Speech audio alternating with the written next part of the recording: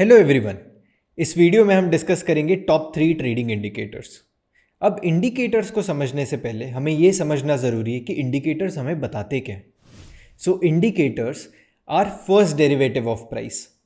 अब प्राइस अपने आप में मार्केट सेंटिमेंट्स बताता है, तो एक बुलिश कैंडल, बेरिश कैंडल अपने आप में मार्केट सेंटिमेंट्स की इंफॉर्मेशन देती है, या उसके कलेक्शन ऑफ कैंडल्स टुगेदर हमें ट्रेंड के बारे में पता चलता है। तो मार्केट्स में प्राइस को समझते हैं तो हमें ट्रेंड भी समझ में आता है और मार्केट का क्या स्ट्रक्चर है वो भी समझ में आता है। तो सबसे पहले इंपॉर्टेंट है प्राइस। प्राइस के साथ अगर हम कोई चीज़ एडिशन, सब्ट्रैक्शन, कुछ और फॉर्मूलाज ऐड करते हैं तो वो डेरिवेटिव ऑफ प्राइस बन जाता है। तो indicators are derivative of price. कुछ चीज़ें जो फर्स्ट डेरिवेटिव ऑफ प्राइस होता है, जो सिंपल इंडिकेटर्स होते हैं, जो सिर्फ प्राइस के एडिशन सब्ट्रैक्शन से हम कोई इन्फॉर्मेशन को डिराइव करते हैं। The second derivative of price मतलब एक एडवांस्ड इंडिकेटर्स होते हैं जो प्राइस को लगाते हुए हम एक कुछ फॉर्मूला कैलकुलेट करते हैं, उसके ऊपर एक और फॉर्मूला ऐड करते हैं और हमें उससे उस हिसाब से एक डेरिवेटिव मिल जाता है। For example, simple derivative of price is moving average, कि जिसमें हम हर एक क्लोजिंग प्राइस को ऐड करते हैं divided by number of period, तो हमें एक इंडिकेटर वैल्यू मिल जाता है which is moving average. Very simple. तो हम इसको बोलते हैं first derivative of price. Second derivative of price का एग्जाम्पल है रिलेटिव स्ट्रेंथ इंडेक्स, जहाँ पे आप एवरेज गेन और एवरेज लॉसेस कैलकुलेट करते हो, उसके हिसाब से आप रिलेटिव स्ट्रेंथ कैलकुलेट करते हो। तो आर एस होता है, R S is equal to average gains by average losses. फिर उसको एक आर एस आई की वैल्यू में प्लेस करते हो, आर एस आई के फॉर्मूला में आप आर एस की वैल्यू को प्लेस करते हो और डिराइव करते हो R S I. So this is second derivative of price. तो इंडिकेटर्स जो है वो first derivative, second derivative, third derivative ऐसे बढ़ते जाते हैं। अब ये हो गई जब हम इंडिकेटर्स को फॉर्मूला के बेसिस पे क्लासिफाई करते हैं तो। बट अगर हम सिंपलिस्टिक वे में इंडिकेटर्स को क्लासिफाई करने जाएंगे तो there are two types of indicators. First is overlay indicator. Overlay indicator मतलब प्राइस पे अगर हम प्लॉट कर देते हैं दैट बिकम्स ओवरले इंडिकेटर। उसके एग्जाम्पल है मूविंग एवरेज, बॉलिंजर्स बैंड, वी वैप।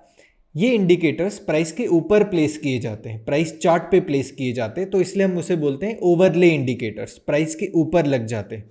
दूसरे टाइप ऑफ इंडिकेटर्स हैं ऑसिलेटर्स। अब ये ऑसिलेटर्स प्राइस चार्ट के नीचे प्लेस होते हैं।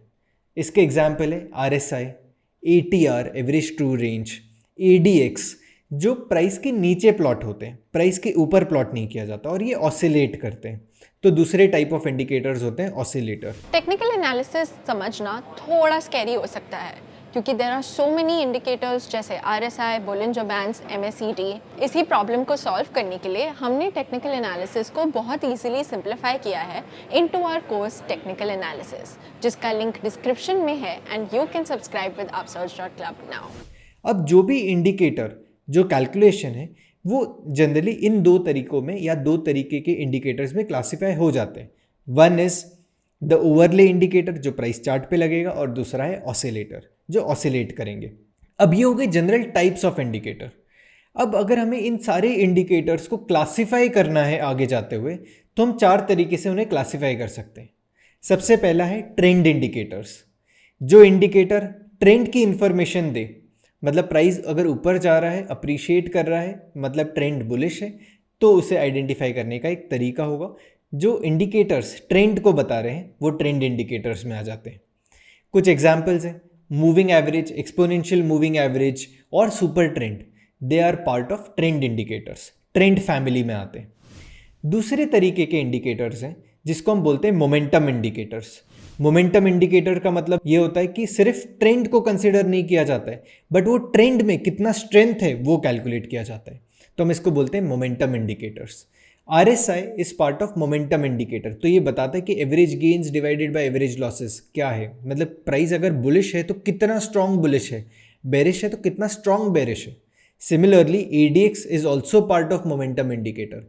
तो प्राइस अगर अप्रिशिएट कर रहा है तो प्लस डी एम आई की वैल्यू बढ़ते जाती है, और अगर प्राइस नीचे आ रहा है तो माइनस डी एम आई की वैल्यू बढ़ती है, और इन दोनों के बीच का जो डिफरेंस है वो ए डी एक्स वैल्यू है। तो ए डी एक्स भी आपको ट्रेंड की स्ट्रेंथ की इंफॉर्मेशन देता है। Again this are second derivative of price. तो trend indicators generally are the first derivative of price. Momentum indicator are second derivative of price, मतलब प्राइस के ऊपर दो बार आप फॉर्मूला ऐड करते हो तो कुछ इंफॉर्मेशन मिलती है। अब third type of indicators are from volume family, मतलब जो इंडिकेटर वॉल्यूम के बेसिस पे लगाते हैं वो वॉल्यूम इंडिकेटर फॉर्म होते हैं। तो जो सिंपल वॉल्यूम्स जो प्लेस करते हैं वो वॉल्यूम फैमिली से आता है। हम वीवैप यूज करते हैं which is volume weighted moving average. वीवैप is again it is derived from volume family. Fourth type of indicators are from volatility family, मतलब मार्केट्स में कितनी वोलेटिलिटी है, प्राइस ऊपर नीचे कितना फास्ट फ्लक्चुएट कर रहा है या उसकी रेंज कितनी होगी, ये आते हैं वोलेटिलिटी फैमिली से। सो एवरेज ट्रू रेंज एक एग्जाम्पल है वोलेटिलिटी फैमिली का। तो हमने 4 तरीके की फैमिली समझ ली इंडिकेटर्स की। The first is trend, momentum, volume and volatility. As a trader या एज एन इन्वेस्टर और as a student of technical analysis हमें कम से कम 3 तरीके के इंडिकेटर्स के साथ काम करना चाहिए और हमें ये इंश्योर करना चाहिए कि हम कोई भी एक फैमिली में से सिर्फ एक इंडिकेटर को ही पिक कर रहे हैं। जब हम मोमेंटम को आइडेंटिफाई करना चाहें तो हम RSI और ADX दोनों को अगर चार्ट पे अप्लाई करते तो हमें सिमिलर इन्फॉर्मेशन मिलेगी which will not help us in analysis. तो as a student of technical analysis और as a trader we should pick only one indicator from one trading family। इसलिए मैंने ट्रेडिंग फैमिली पहले explain किया। अब हमें पता चल गया कि हमें एक इंडिकेटर यूज करना है पर trading family.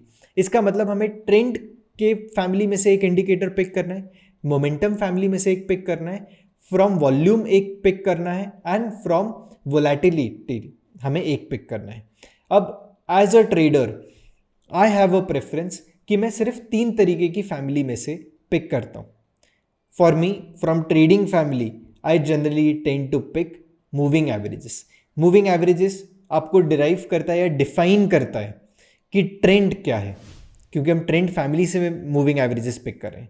So we are getting information about trend कि प्राइस अगर बुलिश है या बेरिश है, मतलब वो इंस्ट्रूमेंट बुलिश है या बेरिश है, उसकी इंफॉर्मेशन हमें ट्रेंड इंडिकेटर में से मिलती है। Moving average in a simple terms हमें बताता है कि average buying price at any point कहाँ पे है। तो मूविंग एवरेज लाइन को आप as a average buying price consider करो, क्योंकि मूविंग एवरेज की सिंपल फॉर्मूला क्या है कि नंबर ऑफ पीरियड का addition divided by number of period.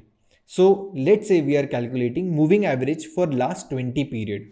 अगर हम 20 दिन का मूविंग एवरेज कैलकुलेट करना चाहें तो हम क्या करेंगे, closing price of day 1 plus closing price of day 2 plus closing price of day 3 till closing price of day 20 divided by 20। तो हमें 20 दिन का मूविंग एवरेज मिलेगा।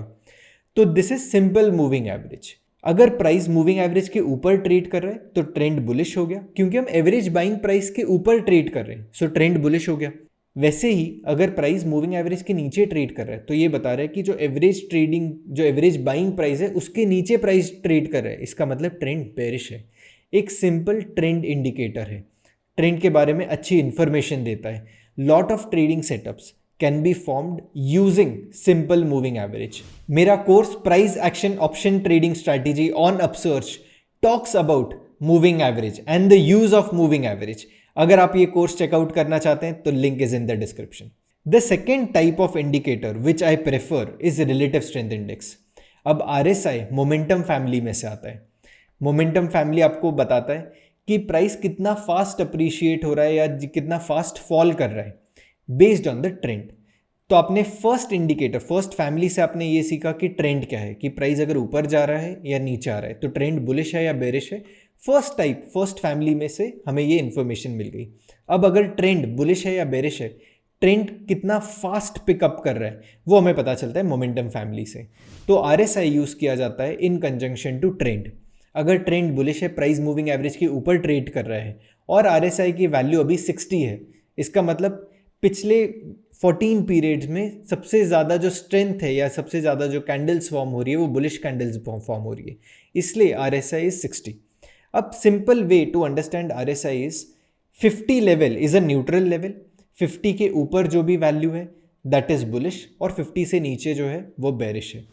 अब लार्जर वे में हमने RSI को डिनोट कर दिया कि 50 is an average line, but there is lot of science to be studied in RSI।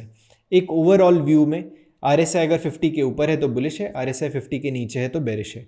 But अगर हम इसे in conjunction to trend indicator अगर हम ट्रेड करें तो हमारी accuracy of the setup can increase. The third type of indicator which I prefer using is average true range. Average true range volatility indicator में से आता है और ये आपको एक जनरल आइडिया देता है कि आपको स्टॉप लॉसेस कहाँ प्लेस करने चाहिए। अगर आप एक रेक्टेंगल पैटर्न को ट्रेड कर रहे हो, और रेक्टेंगल पैटर्न मतलब एक कंसोलिडेशन पैटर्न हो गया, कंसोलिडेशन पैटर्न का ब्रेकआउट अगर आप पार्टिसिपेट कर रहे हो, बहुत बार कंसोलिडेशन ब्रेकआउट फॉल्स इंडिकेशंस भी देते हैं, तो आप प्लेस कर सकते हो कि जब भी ब्रेकआउट प्लेस हो रहा है उसमें एक 1 ATR की प्राइस ऐड करते हुए आप अगर उसमें पार्टिसिपेट करोगे वो ट्रेड में, तो आपको फॉल्स ब्रेकआउट से बचा सकता है। क्योंकि एवरेज ट्रू रेंज आपको क्या बताता है कि एक दिन में वो इंस्ट्रूमेंट की रेंज क्या है, कितना वो मूव करता है। For example, average true range of Nifty every day is 100 points. इसका मतलब निफ्टी में कम से कम 100 पॉइंट्स की मूवमेंट हर रोज़ हो रही है। हाई और लो के बीच का जो डिस्टेंस है वो 100 पॉइंट्स हो सकता है। अगर मैं कोई भी एक पैटर्न का ब्रेकआउट ट्रेड कर रहा हूँ तो मैं डेली टाइम फ्रेम के हिसाब से अगर ट्रेड कर रहा हूँ तो मैं 100 पॉइंट्स ऊपर उसमें पार्टिसिपेट कर सकता हूँ या नीचे पार्टिसिपेट कर सकता हूँ, wherever the consolidation is getting breached. इससे आप फॉल्स ब्रेकआउट ब्रेकडाउन से सेफ हो सकते हो। एक सेफगार्ड करने का तरीका है through average true range. Again average true range stop losses place करने के लिए यूज़ किया जा सकता है। अगर आप एक स्विंग ट्रेडर हैं, आप higher highs and higher lows को ट्रेड कर रहे हो और आप बुलिश ट्रेड में पार्टिसिपेट कर रहे हो with higher highs and higher lows, अगर आप हायर लो पे स्टॉप लॉस प्लेस करते हो तो इट हैज़ अ चांस कि आप एक विप्सॉ में आपका स्टॉप ट्रिगर हो सकता है। चाहे आपने ट्रेड सही से आइडेंटिफाई किया है बट स्टॉप लॉस ट्रिगर होने के चांसेस होते हैं। तो आप क्या कर सकते हो, लो ऑफ द कैंडल जो एक स्विंग लो डिनोट कर रही है उसके नीचे 1 ATR के डिस्टेंस पे आप वो इंस्ट्रूमेंट का 1 ATR कैलकुलेट कर सकते हो और उसके नीचे आप स्टॉप लॉस प्लेस कर सकते हो। So ATR can be used as identifying और maybe a right way of placing stop losses and again participating in the trade. तो ATR के दो यूज केसेस हैं, आप ब्रेकआउट या ब्रेकडाउन को ट्रेड कर सकते हो after the price crosses 1 ATR, और अब दूसरा तरीका है कि आप स्टॉप लॉस प्लेस करने के लिए यूज कर सकते हो। So this are the top 3 indicators, moving average, RSI and ATR। अगर आपको ये वीडियो से इंसाइट्स मिले, अगर आपको ये वीडियो पसंद आया तो like this video, comment section में मुझे बताओ कि आपको कौन सा इंडिकेटर पसंद आया, and subscribe to the channel so whenever we come up with the next video you get notified.